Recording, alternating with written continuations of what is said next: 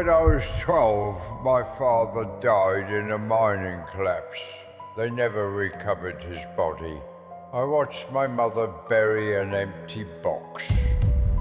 I joined the army at 18, lied about my heart condition to get in.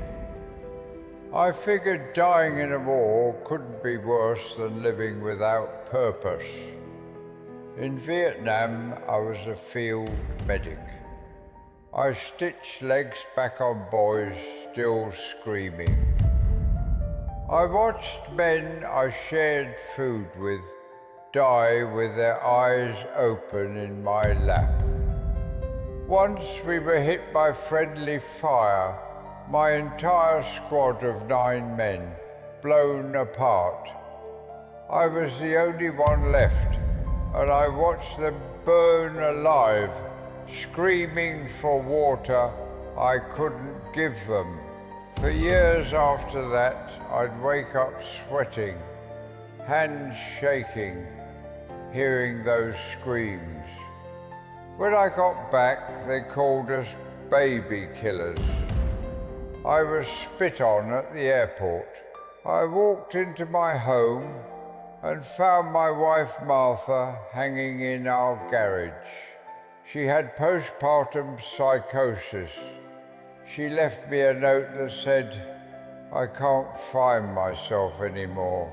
I was holding our newborn daughter when I cut her down.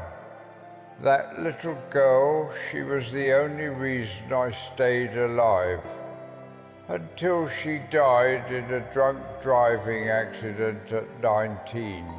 A man who'd been arrested 6 times for DUIs hit her at an intersection and kept driving. He got 5 years. I've lived alone for the last 70 years. No family, no visitors, no holidays. Just me. And this violin I found at a yard sale 40 years ago. It was cracked, falling apart, like me. I've never played in front of a soul before tonight, but I made a promise. If I made it to 98, I'd come here. I'd let the world hear the sound of a man who survived everything, but still somehow found music. I know my heart is failing. I know this might be the end. So if I die on this stage tonight, I want it to be with my song echoing through this place. Good luck.